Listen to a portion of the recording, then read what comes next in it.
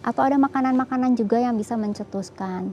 Misalkan kafein, keju, terus begitu coklat, MSG, itu bisa mencetuskan migrain. Untuk wanita biasa di bawah 40 tahun dan setelah menopause, karena sudah mulai ada gangguan hormonal.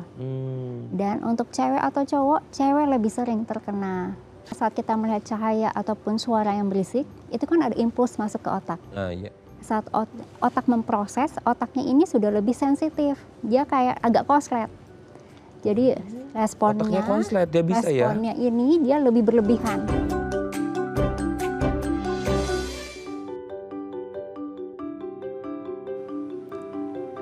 Halo pemirsa, apa kabar Anda hari ini? Senang sekali saya Raden Madlias dapat kembali menemani Anda dalam sebuah program talk show inspiratif. Ini dia Bincang Sehati.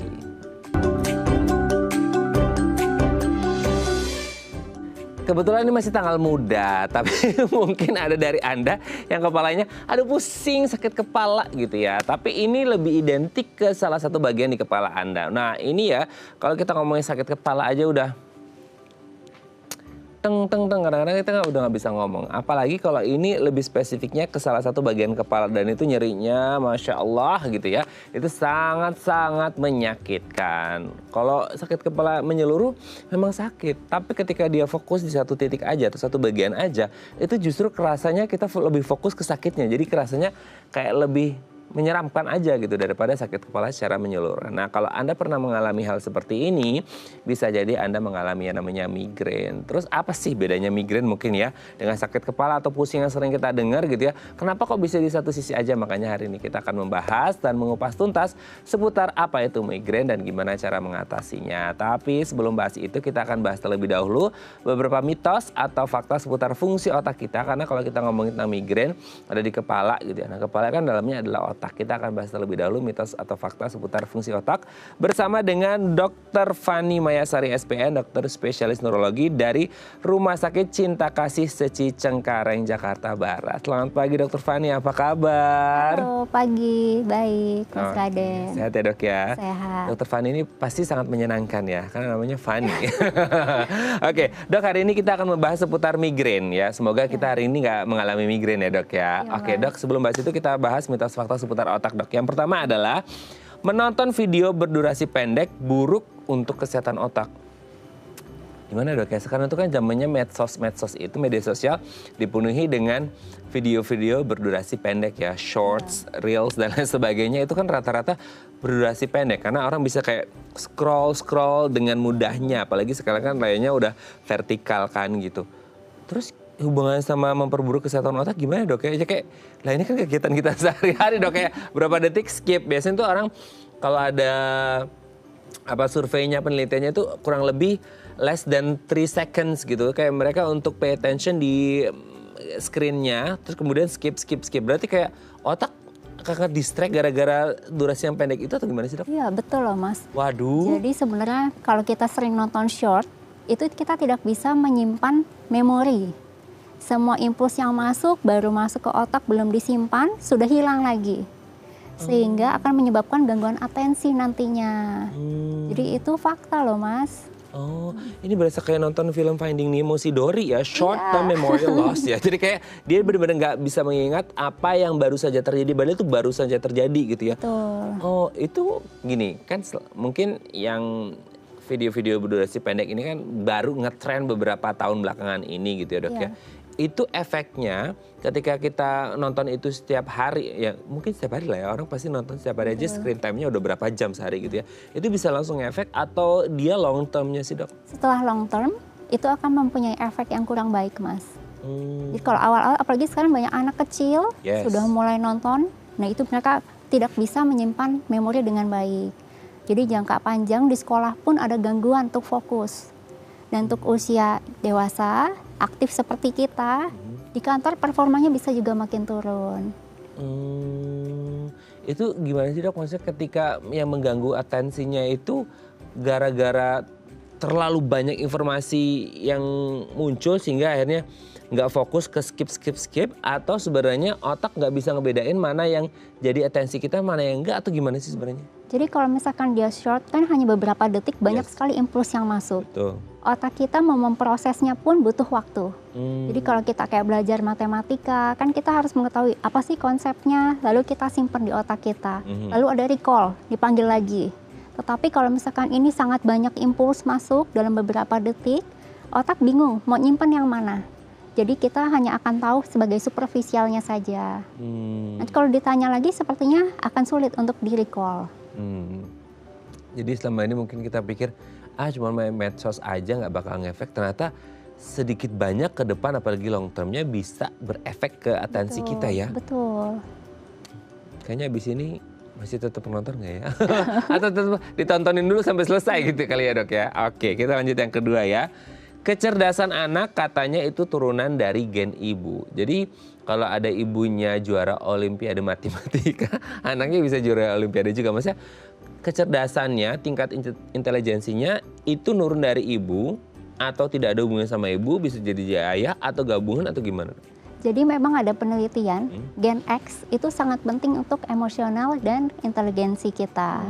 Dan kalau ibu kan gennya XX. Kalau ayahnya XY, jadi memang ada gen ibu yang lebih dominan. Tetapi tetap harus disertai dengan pendidikan, lingkungan yang baik yang akan mempengaruhi kepintaran manusia. Oke.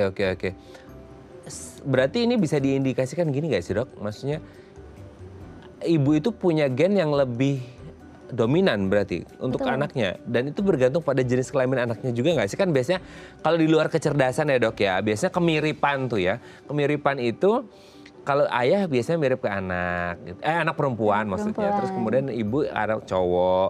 Nah ini kalau untuk kecerdasan sendiri bisa ngaruh kayak ibu karena mirip anak cowok, maka cowok tuh yang lebih pintar daripada anak cewek yang sebenarnya mirip ke bapaknya atau gimana? Sebenarnya sama aja loh mas, ya cuman memang ada gen X yang akan datang untuk anaknya. X ini bisa setengah dari ibunya, setengah dari ayahnya. Namun kemungkinan dari ibunya akan lebih besar daripada ayahnya. Karena ibunya XX, ayahnya XY. Oh, karena ibunya double X, ayahnya cuma XY gitu ya. Oke. Jadi lebih dominan dari ibunya karena ada 2 X ya. X tadi ya. Oke dok, kita lanjut yang ketiga ya. Sering begadang katanya bisa menyebabkan fungsi otak kita menurun. Dok, ini zamannya orang-orang ngajar deadline ya. Apalagi zaman pandemi kemarin dok, orang pikirnya kayak WFH udah enak di WFH aja gitu. Tapi bahkan mungkin sampai sekarang masih ada yang WFH ya gitu. Atau work from anywhere malahan gitu. Itu kan jadi kayak office hours-nya sebenarnya agak mess up ya, agak berantakan gitu. Nah itu artinya banyak yang begadang. Kalau itu sih begadangnya lumayan produktif ya. Tapi gini, ini begadangnya tuh yang entah produktif nggak produktif, intinya begadang itu bisa mengganggu otak atau gimana? Betul, fakta banget mas. Oke. Jadi kalau misalkan sering begadang dan jumlah tidurnya kurang, otak kita susah untuk fokus. Terus ada hormon-hormon kortisol yang naik akan menyebabkan mediasi inflamasi di tubuh naik. Jadi semua satu badan tuh akan turun semua kualitasnya, termasuk kepintaran, atensi, bahkan untuk kesehatan. Dok ini, kalau masalahnya adalah di durasi waktu ya gitu. Maksudnya malamnya jadi kurang nih tidurnya karena begadang. Iya namanya begadang kan pasti malam ya dok ya gitu, bukan siang gitu. Oke, semisalnya dok malam ini begadang. Terus kan salah satu indikatornya, oh ini kurang nih durasi jamnya, harusnya jamnya tidur itu durasinya 7-8 jam, ini cuma 3 jam aja karena ngerjain deadline pekerjaan, presentasi dan lain sebagainya untuk klien gitu ya. Terus kalau kata dokter Fani, oh kurang durasinya kan minimal 7-8 jam. Ya udah deh gantiin siang aja kan sama aja, tambahin 4 jam lagi jadi 7 jam gitu. Itu bisa nggak sih dia menggantikan substitute si malam yang udah kurang itu atau gimana? Siap. Jadi memang kalau misalkan hanya jangka pendek, kita gantikan dengan siang besoknya masih oke. Tapi kalau jangka panjang tetap hasilnya kurang bagus. Karena untuk tidur bukan hanya jamnya aja, tapi kualitas tidurnya yang penting. Kalau misalkan pasien tidur 12 jam tapi terbangun-bangun terus, ada fragmentasi, tetap kualitasnya tidak baik, hasilnya juga tidak baik. Jadi memang sebaiknya yang penting adalah kita buat jam tidur yang pasti. Dan kurang lebih 7-8 jam. Berarti kalau untuk ada yang mau presentasi besok ya time manajemennya ya supaya nggak sampai begadang gitu ya. Nah, kalaupun kayak tidur siang pun katanya juga saya pernah baca nih dok. Tidur siang sama tidur malam pun meskipun di durasi yang sama-sama let's say ya karena dia rapel nih siangnya gara-gara malamnya enggak gitu ya.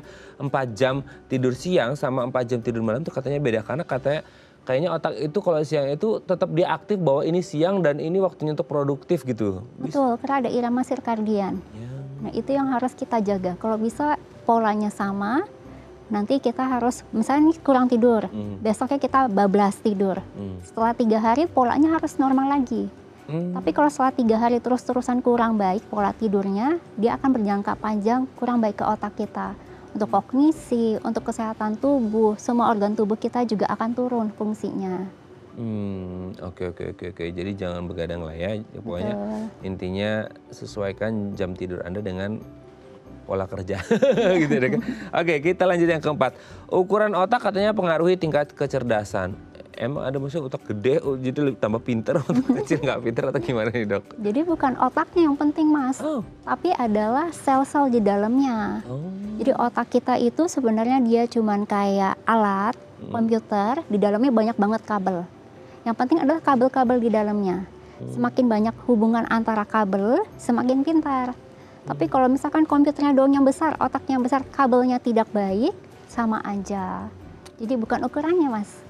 Oh, oke. Ibarat kata itu casingnya aja tuh ya, si otaknya itu casingnya di dalamnya ada kabel-kabelnya, di mana ini jadi semacam programnya gitu ya, programmingnya di dalamnya, softwarenya lah gitu ya. Sehingga ketika meskipun cangkangnya atau casingnya gede, tapi dalamnya nggak bagus juga percuma Sama juga aja, gitu. iya. Oke. Tapi kabel itu kan mungkin gini, Dok. Kabel akan semakin banyak kabel semakin bagus, berarti dia otomatis akan memengaruhi ukuran otak nggak? Kalau misalnya kabelnya makin banyak, lipatan otaknya yang akan semakin berlipat-lipat. Tetapi ukurannya sama, karena batok kepala kita kan sama. Kalau otaknya makin besar, itu mungkin malah menekan otak di dalamnya. Itu kurang baik. Jadi ukuran biasanya sudah seperti itu standarnya, tetapi lipatannya dan jaras-jaras saraf-sarafnya itu yang akan makin banyak.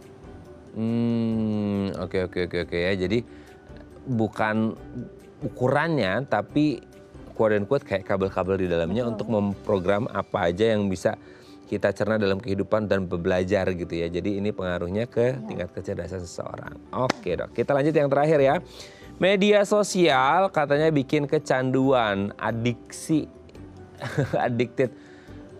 Pengalaman pribadi sih kayaknya iya ya, Dok. Gitu. Karena kayak kalau kita udah terbiasa scroll media sosial tuh kayak sehari aja nggak scroll tuh kayak orang yang kehilangan arah, orang yang kehilangan informasi gitu. Karena ada tuh yang sering, ya ampun nggak scroll tutut aja semenit udah kehilangan banyak informasi gitu ya. Itu bener gak sih? Itu kayak kita yang FOMO aja atau sebenarnya kita yang kecanduan atau gimana sih? Itu fakta, Mas. Jadi memang kalau kita melihat gadget, itu kan banyak informasi, apalagi yang kita suka, dopamin kita naik. Happy, hormon happy kita naik. Jadi nanti kita akan mencari terus. Kalau misalkan tiba-tiba hilang, kita bingung nih kok jadi hari ini nggak happy. Jadi mulai buka lagi medsos, akhirnya kecanduan. Kecanduan itu jadi sesuatu yang dinotis, maksudnya orang ini aware nggak sih, sadar nggak sih bahwa dia ini sedang kecanduan atau kayak enggak kok, Dok, aku lagi killing my time aja karena kan lagi weekend gitu. Gimana? Banyak yang denial ya. Iya, banyak yang denial sebenarnya. Cuman kalau nggak megang, aduh nggak enak nih. Oke, sampai kemarin tuh kan ada ya, Dok ya. Kayak anak-anak kalau nggak salah usia-usia SMP lah ya, remaja lah. Itu benar-benar kayak sampai gerak-gerak sendiri tangannya atau mungkin ketika HP-nya diambil dia jadi temperamen, tantrum dan lain sebagainya. Itu berarti secara tidak langsung otaknya ke addicted sama si HP ataupun medsosnya dong. Betul banget, Mas. Sekarang anak SD pun kayaknya sudah semuanya megang gadget. Ya, oke. Jadi memang kalau kita tidak bijak-bijak gitu ya untuk mengatur atau memanage waktu kita untuk screen time, itu bisa jadi bumerang juga buat kita ya. Gunakan seperlunya karena itu kan smartphone ya, kita juga harus menjadi smart usernya juga ya, Dok ya. Jadi hanya phone-nya aja smart tapi usernya juga harus smart. Oke, terima kasih Dr. Fani sudah terjawab. Nanti kita lanjut lagi ngomongin seputar migrain ya di segmen selanjutnya. Oke pemirsa, kalau Anda masih punya pertanyaan seputar tema kita hari ini, boleh tanya-tanya di 021 290 3244 atau DM Instagram kami di @bincangsaatidai.tv. Kami akan segera kembali.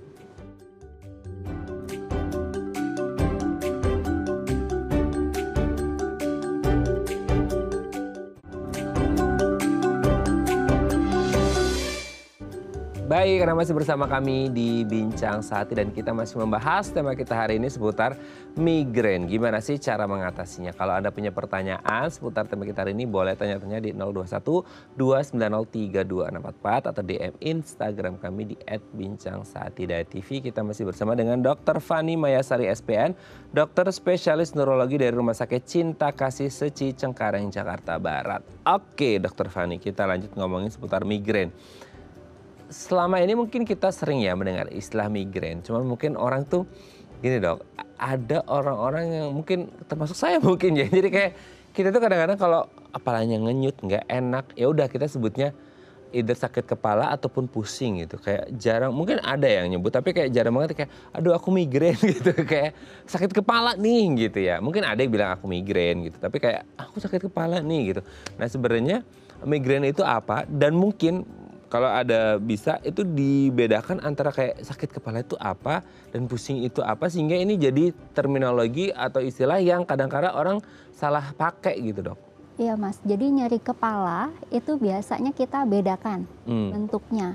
Apakah dia nyeri kepalanya berdenyut atau rasa tipe tegang, kaku. Oh. Kalau yang paling banyak itu kaku, karena otot-ototnya tegang, orang yang stres, itu gejalanya dia kiri dan kanan kaku sampai ke leher. Tapi kalau migrain dia di satu sisi tubuh, satu sisi kepala. Misalkan hanya di kanan saja, bisa pindah ke kiri juga. Sifatnya berdenyut dan rasanya sakit banget. Sedang sampai sakitnya nggak bisa ditahan dan saat aktivitas akan semakin sakit. Umumnya kalau migrain dia akan lebih sensitif terhadap cahaya dan suara yang besar, yang berisik, bau-bauan. Sedangkan kalau tipe tegang itu tidak sensitif terhadap cahaya ataupun suara yang kencang. Kalau pusing sebenarnya ke arah vertigo. Pusing itu kalau rasanya kayak melayang, berputar, itu kita bilangnya pusing. Jadi memang kita bedakan ini nyeri kepala atau pusing. Oh, berarti pusing itu kayak yang dunia berputar-putar gitu ya? Betul, betul. Nah, biasa kan orang nyebutnya itu ke vertigo ya, tapi pusing itu sebenarnya sedikit banyak 11-12 kayak vertigo di mana bumi itu kayak berputar-putar gitu ya. Kita tidak jejak berdirinya. Beda sama sakit kepala atau nyeri kepala yang dia ngenyut gitu ya. Itu kan biasa kayak nut gitu kan. Iya kan? Itu menyeluruh. Kalau migrain dia di satu sisi aja. Satu sisi, betul. Oh, kenapa dia fokusnya ke satu sisi ya dok ya? Sementara ada orang-orang yang tuh nyari kepalanya sekepala, maksudnya seluruhnya. Kok ini bisa dia fokusnya ada di satu sisi aja gitu? Migrain memang paling umum adalah satu sisi, tetapi bisa juga di kedua sisi. Kenapa lebih dominan di satu sisi? Memang ada saraf di sana yang lebih sensitif. Itu di satu sisinya bisa jadi kayak orang-orang beda nggak sih dok? Maksudnya sebelah kanan atau sebelah kiri atau pengaruh ke otaknya mungkin atau gimana sih? Tidak ada yang bisa menjelaskan kenapa ada yang lebih di kanan, ada yang lebih di kiri. Jadi migrain pun harus kita bedakan dulu nih Mas. Apakah memang migrainnya hanya migrain doang atau ternyata ada kelainan di otaknya. Misalkan ada AVM, kelainan pembuluh darah di otak, di sebelah kanan. Dia akan migrain terus di kanan. Jadi kalau sudah bertahun-tahun di sebelah kanan, dikasih obat tidak sembuh, nah ini kita harus cari tahu nih, ada apa? Jangan-jangan ada kelainan pembuluh darah otaknya. Oke, berarti kan ada setidaknya ada dua ya dok ya jenis migrain, yang kelainan pembuluh darah di otak ataupun yang migrain yang biasa gitu ya. Nah kalau kita mulai dari yang biasa dulu, itu kondisinya berarti kan nggak ada kelainan pembuluh darah di otak. Itu biasanya kondisinya seperti apa sehingga akhirnya muncul rasa yang sangat tidak bikin nyaman itu gitu. Jadi penyebab migrain ini sampai detik ini masih sedang dicek, sedang diteliti apa. Tetapi memang ada 5 teori yang bisa menjelaskan kenapa terjadi migrain. Yang paling terkenal adalah adanya gangguan di nervus trigeminal. Apa itu dok? Jadi nervus-nervus yang mempengaruhi otak di daerah kepala, leher, wajah lebih sensitif. Jadi saat dapat impuls yang berlebihan, dia sensitif. Jadi impulsnya ini akan masuk ke otak. Dan otaknya akan menyebabkan nyeri kepala. Di mana pembuluh darahnya awalnya menyempit, terus tiba-tiba jadi membesar. Jadi nyut-nyutan di sana. Oh berarti itu respons dari otak yang dikirim gitu ya? Betul. Oke. Itu yang pertama. Ya. Berarti ada 5. Ada banyak nih, ada gangguan hormonal. Terus ada juga memang ada kelainan di CGRP, di situ ada peptide, jadi protein di otak yang kurang bagus akibat stimulus yang berlebih. Jadi dia akan menyebabkan gangguan di seluruh otak kita, jaras-jarasnya. Oke, memang ada beberapa faktor ya yang menyebabkan Betul. itu. Oke, tapi kalau sekarang yang kelainan pembuluh darah di otak itu ada hubungan dengan mungkin kalau orang ngomong pembuluh darah itu orang dengan mungkin ya dok ya hipertensi dan lain sebagainya itu ada hubungan nggak dengan mungkin penyakit kardiovaskularnya mereka atau emang itu cukup di otak aja gitu? Kalau kelainan AVM dia hanya di otak, tetapi memang faktor resiko yang tadi Mas sebutkan, darah tinggi, kolesterol, itu kan bisa menyebabkan stroke. Stroke pun bisa menyebabkan gangguan nyeri kepala. Salah satunya jenisnya mungkin seperti migrain. Itu yang nanti harus kita evaluasi lagi. Oke, tapi sebenarnya migrain ini sifatnya kayak antara dua itu ya, migrain yang umum atau migrain karena kelainan pembuluh darah di otak, itu dia sifatnya menetap atau dia hilang timbul atau gimana sih dok? Migrain hilang timbul, jadi ada faktor-faktor yang akan mencetuskan tuh Mas. Faktor-faktornya apa saja itu dok? Misalkan kurang tidur, telat makan, mendekati menstruasi karena gangguan hormonal. Atau ada makanan-makanan juga yang bisa mencetuskan. Misalkan kafein, keju, terus begitu coklat, MSG, itu bisa mencetuskan migrain. Lah, itu makanan kita sekarang dong, maksudnya kayak kafein, MSG, yang beres-beres dan lain sebagainya itu kan jadi maksudnya jadi satu kebutuhan ya sekarang yang dikonsumsi oleh banyak orang ya. Kita ngerti lah setiap hari pasti kebanyakan dari kita minum kafein, entah itu kopi ataupun teh dengan berbagai macam makanan yang mengandung MSG dan lain-lainnya itu. Apakah ini pertanda bahwasanya bisa saja generasi sekarang yang mengonsumsi itu rentan juga akan mengalami migrain ke depannya atau gimana? Memang ada yang lebih sensitif, ada yang tidak. Biasanya kalau ada faktor keturunan. Kalau keturunan orang tuanya ada yang migrain, biasanya anak-anaknya akan lebih sensitif untuk terjadinya migrain.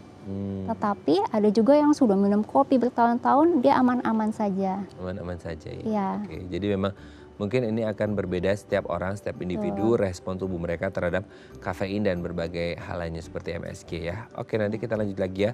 Kita ngomongin selain karena faktor keturunan dan orang-orang yang mengonsumsi ini, ada nggak sih mungkin orang-orang di kategori yang lain, entah dari jenis kelamin, range usia, atau orang-orang dengan komorbid tertentu yang mereka rentan mengalami migrain. Nanti kita bahas di segmen selanjutnya ya. Oke pemirsa, kalau Anda masih punya pertanyaan seputar tema kita hari ini, boleh tanya-tanya di 021 290 3244 atau DM Instagram kami di @bincangsaatidai.tv. Kami akan segera kembali.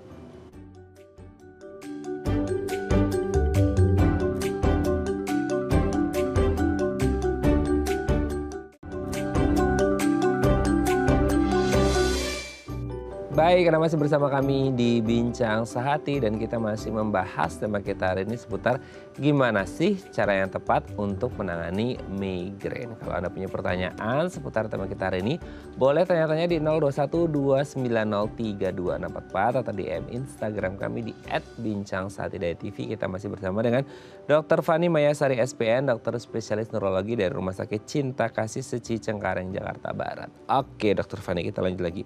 Tadi kan ada beberapa kategori orang ya yang mereka rentan mengalami, mungkin ada karena faktor genetik gitu ya dan beberapa faktor yang lain. Tapi kalau misal kita dok, ada kan selama ini tuh kalau ngomongin penyakit itu urusannya dengan proses degeneratif seseorang ya, aging, semakin berumur seseorang semakin rentan mengalami berbagai jenis penyakit. Nah kalau ngomongin migrain ini ada nggak sih hubungannya mungkin ya dari usia kah gitu ya, atau jenis kelamin kah, atau orang-orang dengan komorbid tertentu yang akhirnya bisa menimbulkan atau lebih jauh berisiko mengalami migrain dibandingkan orang-orang yang lain gitu. Baik, migrain itu bisa mulai dari anak kecil sampai dewasa.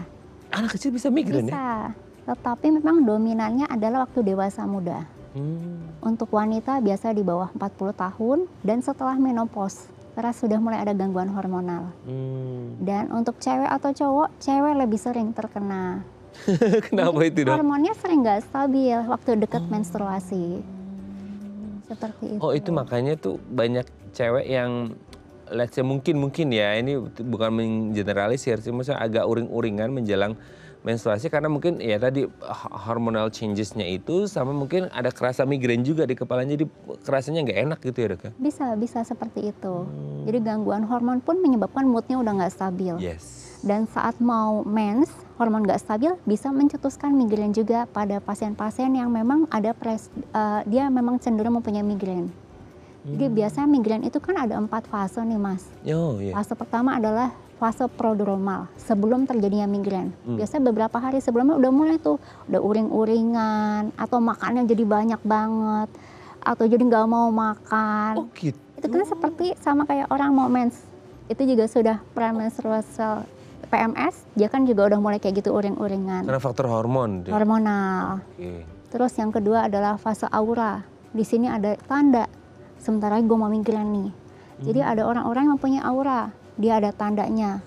Lucu ya dok, maksudnya orang itu bisa notice. Bisa, aura ini tanda akan migrain. Jadi biasanya dari 5 menit sampai 60 menit dia udah mulai ngerasa nih. Terlagi gue migrain nih, misalkan melihat cahaya tiba-tiba udah kelap-kelip. Atau dia melihat kok jadi gelap, atau ngomong jadi agak susah, tangan kesemutan. Dia biasanya tahu, udah notice nih, bentar lagi gue migrain. Terus fase ketiga migrainnya ini, nyari nyut-nyutan terus. Dan yang terakhir ada fase keempat, setelah migrain biasanya lemes, maunya istirahat. Unik ya dok ya, maksudnya kayak orang bisa ngeh bahwa dia menuju ke migrain itu memang yang dirasain apa, maksudnya kayak itu untuk berlaku orang-orang yang pernah mengalami migrain bahwa kayak aduh kayaknya sejam lagi saya mau migrain nih. Itu kan kayak dia sudah punya prediksi bahwa saya akan migrain dalam waktu 1 jam lagi semisal gitu ya. Itu maksudnya untuk orang-orang yang experience atau untuk orang-orang yang baru akan mengalami migrain pun dia ngerasa bahwa oke, kayaknya saya mau migrain padahal dia kan belum pernah migrain atau gimana? Jadi migrain ada 2, ada yang dengan aura yang ada tanda dan ada juga yang tanpa aura. Oh itu bedanya gimana tuh dok? Itu tergantung pasiennya, dia bisa notice nggak? Kalau notice artinya dia ada aura. Dan biasanya untuk kejadian kedua, ketiga lama-lama udah tahu polanya nih. Oh sebentar lagi gua migrain. Biasanya kalau yang punya aura dia lebih aware, langsung istirahat. Stop semua gadget, ke tempat yang lebih gelap, menghindari kebisingan, seperti itu. Dan bisa langsung makan obat tuh kalau ada aura. Karena tahu sebentar lagi akan muncul. Dan kalau yang tanpa aura tiba-tiba aja nyari kepala hebat. Oh berarti kalau yang tanpa aura itu dia apa ya, bahasa Jermannya itu sakdet apa ya, langsung tiba-tiba gitu tuh? Tiba-tiba, betul. Oh nggak ada woro-woronya kan, kalau yang tadi kan kayak aduh 1 jam lagi saya mau migrain nih gitu, enggak ya? Enggak, betul. Oh, itu maksudnya kondisi yang membedakan apa? Kenapa ada orang kenapa ada aura dan tanpa aura itu tadi gitu? Itu kondisi yang oke, mungkin ini personalize banget ke orang-orang, tapi itu pengaruh sama kesehatan sebelumnya atau gimana sih dok? Enggak, itu memang tergantung pasiennya. Individualnya tetap setiap orang beda-beda. Kalau misal aura itu terjadi saat pembuluh darah otaknya sedang mengecil, konstriksi. Biasanya muncul auranya. Nanti waktu dia sudah membesar lagi baru migrain muncul. Tetapi ada orang-orang juga yang tidak ada aura, tiba-tiba langsung pembuluh darahnya membesar, berdenyut. Jadi keluhan migrainnya muncul. Oke, dalam kehidupan mungkin orang mengalami migrain tidak hanya sekali ya gitu. Mungkin bisa 2 bahkan bisa lebih berulang kali selama hidupnya gitu. Untuk orang ini, apakah si A ini ketika pertama kali mengalami ini dengan aura gitu, bisa nggak kedepannya dia tanpa aura? Atau dia akan aura terus gitu? Atau bisa berganti-ganti setiap orang? Bisa berganti-ganti. Kok lucu ya dok? Ya. Oke. Itu kenapa kok bisa berbeda-beda, berganti-ganti? Kan orangnya sama tuh dok gitu. Betul. Jadi memang ini yang masih harus kita evaluasi, harus ada penelitian lebih lanjut untuk mengetahui. Oke lah, itu kan jadi satu misteri yang belum terpecahkan ya, sedang diteliti terus-menerus ya. Kenapa aura dan tanpa aura aja itu udah sesuatu yang kayak questioning ya, masih tanda tanya gitu ya. Nah sekarang ada satu orang yang sama, si A, dia bisa jadi aura dan tanpa aura ketika itu rekuren ya, kambuh lagi seperti itu. Nah satu hal yang juga menarik ketika kita ngomongin migrain, tadi ya kambuhan lagi atau enggak, atau aura dan tanpa aura, itu adalah masalah sensitif terhadap cahaya ataupun suara gitu ya. Itu kan tadi Dr. Fari sering menyebutkan sensitif terhadap cahaya, suara. Kenapa sih akhirnya kok bisa sensitif? Maksudnya kayak sesensitif apa? Kan ada orang-orang yang lihat sinar matahari untuk yang orang ini kayak biasa aja, tapi untuk orang migrain itu kayak gitu kan. Nah itu kenapa sih bisa itu sensitifnya ngaruh ke migrainnya atau sebenarnya sensor atau respon dari otak atau gimana?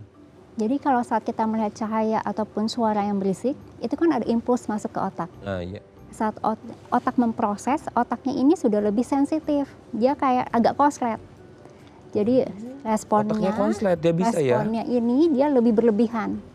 Itu yang menyebabkan adanya pelepasan CGRP yang menyebabkan nyeri kepala. Dan cahaya, nggak semua cahaya Mas. Cahaya ini ada rentang. Rentang cahayanya itu antara 500 sampai 600 nanometer. Itu yang akan menyebabkan nyeri kepala. Biasanya itu dari gadget, cahaya matahari, atau lampu yang kedap-kedip. Oh, lampu yang kedap-kedip ya. Wah, nggak boleh berarti ya datang ke tempat yang lampunya kedap-kedip ya. Ya, jangan. Apalagi pas lagi migrain ya. Sama itu Dok, suara. Suara itu kan, oke kalau tadi kan cahaya itu kita lihat dari dimnya ya. Maksudnya itu kecerahan cahayanya seperti apa. Nah kalau dari suara kan mungkin selama ini kita mendengar kayak, oh ada desibelnya, berapa desibel gitu kan. Mungkin ibarat kata kalau orang sakit itu pain tolerance orang tuh beda-beda gitu. Nah sekarang kalau dia ini sound tolerance-nya gitu ya, itu audio tolerance-nya dia bisa kayak berapa desibel yang bikin aduh nambah nging di kepala untuk orang migrain ya. Untuk orang biasa sih kayak biasa aja gitu. Untuk desibelnya memang belum ada Oh, angka pasti, tetapi suara yang sangat ringan pun biasa udah sensitif. baik. Oke. Jadi memang masih dalam progres penelitian untuk mengetahui seberapa besar sih gitu ya audio yang bisa diterima orang ini ketika mengalami migrain seperti itu. Tapi ketika terjadi pembiaran terus Dok kayak semisal udah kayak ih gak enak banget sebenarnya migrain aja udah gak enak ya. Terus nggak ngerti nih. Dia ada di kondisi kayak kerja ya. Kerjanya dia di outdoor di mana tempatnya itu bising dan dipenuhi oleh sinar gitu ya. Entah sinar matahari yang begitu terik gitu ya. Nah dia migrain tuh. Tapi belum bisa ngapa-ngapain. Itu ada hal buruk nggak sih yang bisa terjadi ibarat kata kayak komplikasinya mungkin ya. Efek ke otaknya tuh gimana Dok? Oke, jadi kalau misalnya migrain tidak segera diterapi dan lebih dari 72 jam, kita bilangnya udah status migrain. Ini nyeri kepala sangat hebat, itu sangat tidak baik untuk pasien. Jadi memang misalkan pasiennya kerja di tempat yang outdoor, banyak cahaya matahari, terus suara berisik, saat serangan mau nggak mau harus istirahat dulu. Harus menghindari semua pencetus migrainnya. Menghindari pencetus-pencetus migrainnya supaya tidak Semakin parah. ya kita ngebayangin deh orang migrain aja udah teng gitu ya kayak dia tambah lagi di outdoor bising dan sinarnya begitu terang seperti itu. Tapi dia sifatnya progresif nggak sih Dok? Maksudnya kayak iya dia migrain tapi kayak akan menetapnya terus tetap situ atau sebenarnya dia akan naik gitu. Oke, memang biasa gejalanya oleh pelan-pelan lama-lama dia sampai ke puncaknya. Tetapi dalam 72 jam harus hilang. Kalau tidak hilang itu harus kita cek ada apa yang lain. Nah, beda lagi sama orang yang kalau nyeri kepala pertama kali hebat banget rasanya kayak kepala yang mau pecah. Itu kita bukan pikirkan migrain, tapi yang ditakutkan adalah pembuluh darah otaknya pecah. Aduh serem banget ya Dok ya. Ya. Nanti kita lanjut lagi ya Dok ya. Baik. Kita istirahat dulu ya, napas dulu kita Dok kayak serem banget pembuluh darah di otak pecah ya Dok ya. Nanti kita lanjut lagi ya. Oke pemirsa kalau Anda masih punya pertanyaan seputar tema kita hari ini, boleh tanya-tanya di 0212903244 atau DM Instagram kami di @bincangsaatidai.tv. Kami akan segera kembali.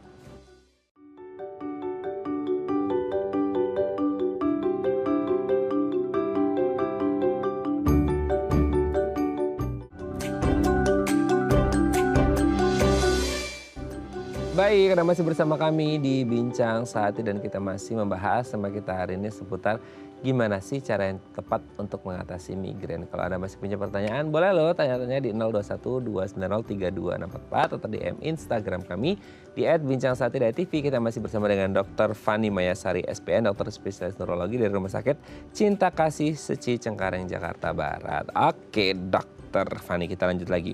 Nah sekarang kalau ada orang nih yang merasakan apa yang tadi Dokter Fani sebutkan, saya ke dokter nih, ke Dokter Fani gitu, Dok saya migrain gitu. Kan sekarang banyak yang self diagnose ya dokternya dari Google gitu. Nah untuk datang ke Dokter Fani terus kemudian untuk mengetahui bahwa orang ini benar-benar mengalami migrain itu untuk menegakkan diagnosisnya gimana? Kan nggak langsung datang dokter, Dok saya migrain langsung kasih obat ini obat migrain, kan nggak gitu kan? Pasti ada prosedurnya itu gimana? Pemeriksaannya dulu sebelum pengobatan gitu. Jadi biasa kita anamnesa dulu. Kita tanya dulu jenis nyeri kepalanya seperti apa. Kalau migrain itu ada kriterianya Mas. Oke, apa aja Jadi itu? dia harus nyeri kepalanya sebelah, berdenyut, 4-72 jam. dan bertambah dengan aktivitas. Bisa disertai dengan cahaya yang kelap-kelip, yang tadi aura, bisa juga tanpa aura. Lalu juga akan sensitif terhadap cahaya silau, suara berisik, ada mual dan muntah. Kalau kita lihat anamnesa seperti itu, kita curigai migrain. Lalu kita periksa pemeriksaan neurologis. Untuk migrain biasanya pemeriksaan neurologisnya normal semua. Kalau semua normal, kita diagnosa migrain. Tetapi kalau ternyata ditemukan seperti pasien stroke, selain ada gejala migrain, oh mukanya mencong, ngomongnya cadel, badannya lemes sebelah, itu kita akan pikirkan bukan migrain, tetapi ada kelainan di otak dengan gejala seperti migrain. Oh, berarti ada beberapa gejala di stroke yang juga ada di migrain ya, hampir sama gitu ya. Meskipun kalau stroke ada beberapa tambahannya lagi gitu ya.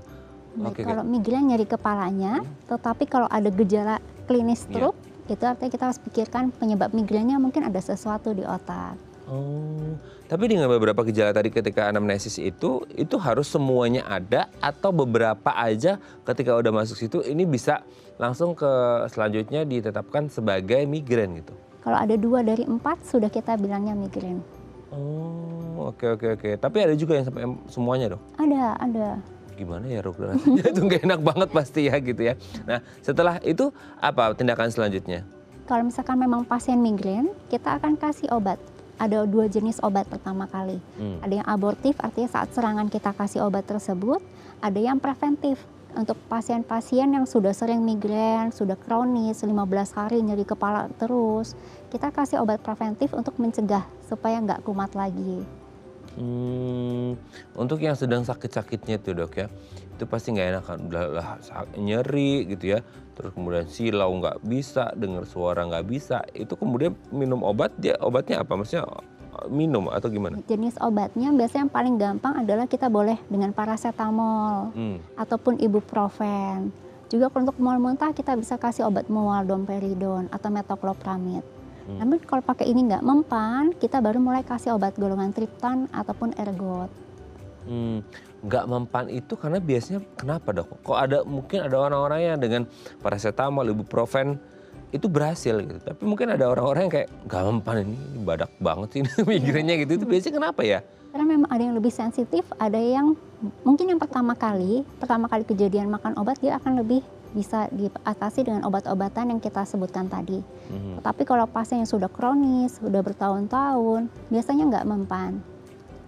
Dan ada juga yang kita harus ketahui adalah medical overuse headache. Orang-orang yang sering makan obat warung, sakit dikit makan obat, biasanya udah nggak mempan. Dan mereka bisa kecanduan obat warung itu.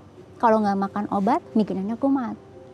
Oh, oke. Karena udah ibarat kata udah resist kali ya Dok ya gitu ya. Oke Dok. Sebelum lanjut ini ada DM Instagram, saya bacakan ya. Ini dari Pak Dery. Pagi Dok. Oh bukan Pak ya, Mas baru 25 tahun soalnya ya. Mas Dery, usia saya 25 Dok, tapi kalau setiap habis begadang kepala saya yang bagian kiri itu terasa nyut-nyutan dalam jangka waktu yang lama. Apa ini termasuk migrain dan gimana cara mengatasinya? Tepat banget tadi kita sempat ngomongin begadang nih Dok. 25 tahun produktifnya ini di masa usia produktif mungkin lagi banyak presentasi, bikin PPT dan lain sebagainya. Begadang, nyut-nyutan dalam jangka waktu yang lama, itu migrain atau enggak atau gimana? Nah ini harus kita lihat lagi kriterianya nih. Apakah dia durasinya berapa? Sampai 72 jam atau sampai 7 hari? Kalau sampai 7 hari itu mungkin bisa juga tension, otot yang kaku. Nanti memang harus ada pemeriksaan. Bisa sampai 7 hari Dok, itu gimana ya rasanya hidup 7 hari dengan sakit nyut-nyutan kayak gitu. Dan itu sebelah kiri Dok, selalu sebelah kiri tuh kayaknya ya. Iya bagian kiri gimana tuh? Memang lebih ke arah migrain, tetapi nanti harus kita lihat kriteria-kriterianya. Apakah migrain probable atau possible. Sebaiknya sih datang ke rumah sakit untuk kita cek. Kalau hubungannya sama ini apa begadangnya Dok? Ya begadang itu kan artinya tubuhnya akan lebih sensitif. Jadi biasanya kalau memang migrain pun dia akan lebih sering terjadi. Kurang tidur, begadang, kurang makan, terus stres biasanya mencetuskan migrain.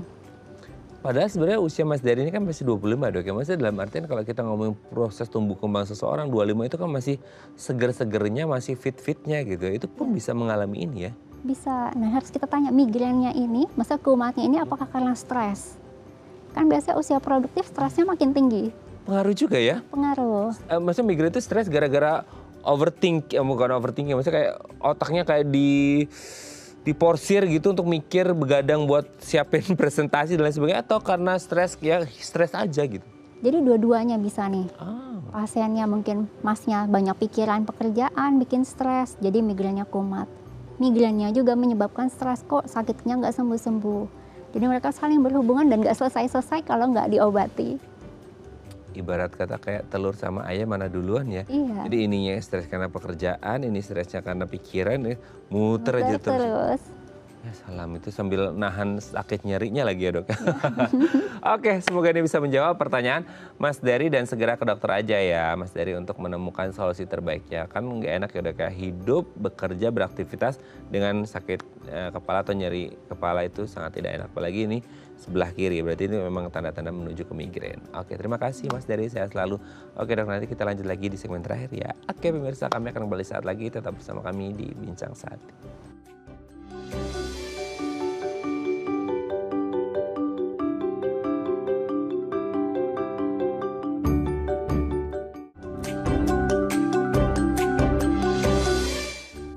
Baik, karena masih bersama kami di Bincang Sati dan kita masih membahas tema kita hari ini seputar gimana cara yang tepat untuk mengatasi migrain bersama dengan Dr. Fani Mayasari SPN, dokter spesialis neurologi dari Rumah Sakit Cinta Kasih Seci Cengkareng, Jakarta Barat. Oke, kita lanjut lagi ya Dr. Fani ya.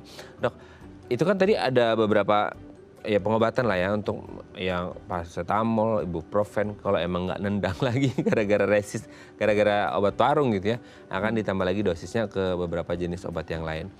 Ya itu menjadi satu solusi yang talk lah gitu ya dari dunia medis kan. Tapi sebenarnya gini, kalau kondisinya biasanya itu kan ada orang-orang yang dia bukan terjebak ya, maksudnya posisi yang agak susah nih, kayak lagi posisi di sini, entah karena dari urusannya atau lokasinya, di mana mereka kayak aduh untuk akses ke dokternya, fasilitas kesehatan jauh dan lain sebagainya. Ada nggak sih kayak semacam pertolongan pertama yang bisa dilakukan untuk meminimalkan at least nyarinya dulu deh gitu, untuk mengobati secara full mungkin enggak. Nah ini kan salah satu tipikalnya orang Indonesia gitu ya.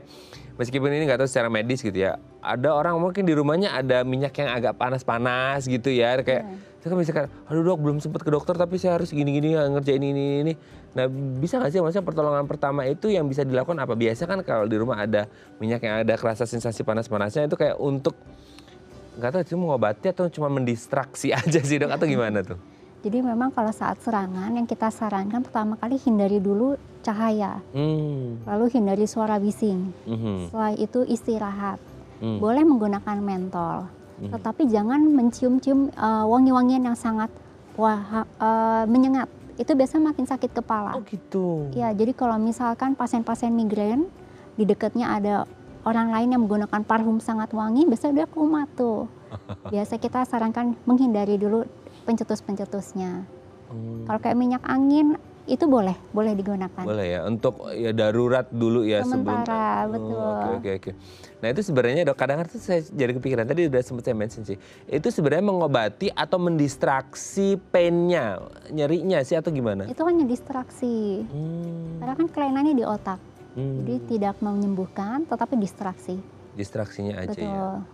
Oke, jadi selain pakai minyak angin yang hangat-hangat itu, juga hindari cahaya, hindari sumber suara juga yang bikin kita menjadi lebih tambah buruk tuh kondisi migrain. Ada juga yang mungkin kayak memejamkan mata itu efektif nggak sih dok? Bisa, karena kita menghindari cahaya dengan cara menutup mata, istirahat atau tidur. Nah, boleh disarankan itu. Tidur juga ada kayak, saya pernah baca kalau nggak salah dok, kayak salah satunya mungkin tidur itu, tapi ada kayak posisi tidur yang katanya bisa juga ngefek ke situ. Ibarat kata kayak kita migrainnya sebelah kiri tuh, entah miring ke kiri atau miring ke kanan atau telentang gitu, atau gimana tuh? Memang belum ada penelitian yang jelas, tetapi pasien-pasien dengan obstruktif sleep apnea, jadi pasien-pasien yang tidur terus ngorok, tiba-tiba nafasnya berhenti, batuk-batuk, itu kan akan sering menyebabkan migrain. Pasien-pasien dengan OSE itu kita sarankan untuk tidak tidur terlentang. Jadi untuk pasien migrain boleh disarankan tidur menghadap ke kiri. supaya aliran udara, aliran oksigen ke otak lebih bagus, dan asam lambung juga tidak cepat naik. Kalau asam lambung naik, pasiennya kebangun, tidurnya terganggu, migrainnya kumat. Itu tergantung kayak kemunculan migrainnya di sebelah kiri atau kanan nggak? Atau apapun itu tetap ke kiri? Karena kan biasanya gitu dong, orang ketika migrain di kiri gitu, itu kan kerasa berat, sakit banget. Jadi mereka kayak kalau tidur ke kiri, dia nambah beban berat gitu. Atau dia ke kanan biar agak lebih enakan gitu, atau gimana? Nggak ada hubungannya, Mas. Nggak ada hubungannya? Nggak ada hubungannya. Oke, jadi tetap ke kiri ya? Disarankan ke kiri, tetapi tetap setiap pasien itu kan beda-beda, individualis. Jadi tergantung pasiennya lebih nyamannya kemana. Oke, lebih nyaman kemana? Ya itu lagi-lagi ya, orang kan nggak bisa mengeneralisir bahwa ini lebih nyaman ke kiri atau lebih nyaman ke kanan gitu ya. Nah, kalaupun akhirnya belum ketemu obat gitu atau ketemu dokter, dengan hal-hal yang tadi itu bisa full mengobati si migrainnya dan tidak akan muncul lagi, atau sebenarnya itu hanya untuk ya mendistraksi sedikit aja sebelum akhirnya tetap nanti harus ke vaskes gitu, ketemu dokter gitu dok? Biasanya kalau tidak diobatin, dia tidak sembuh 100%. Setidaknya harus makan obat warung mungkin, kayak paracetamol, ibuprofen untuk mengurangi rasa nyerinya.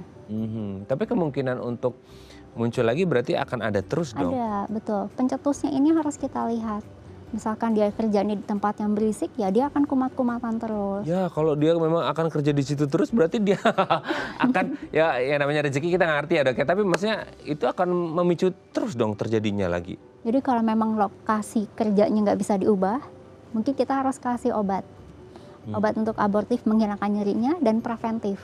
Tapi memang sebaiknya kita hindarin dulu nih lokasi tersebut.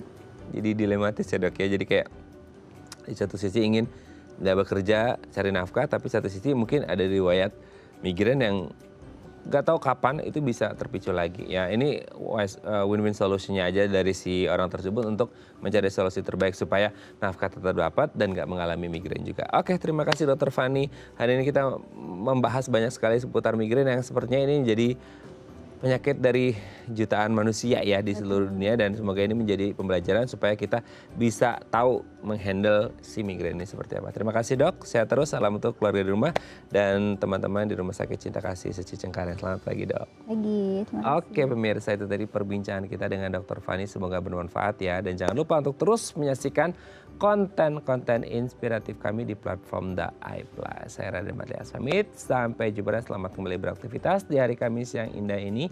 Ingat jaga kesehatan kepala dan otak Anda supaya nggak mengalami migrain. Kalau migrain hindari suara dan cahaya. Sampai jumpa.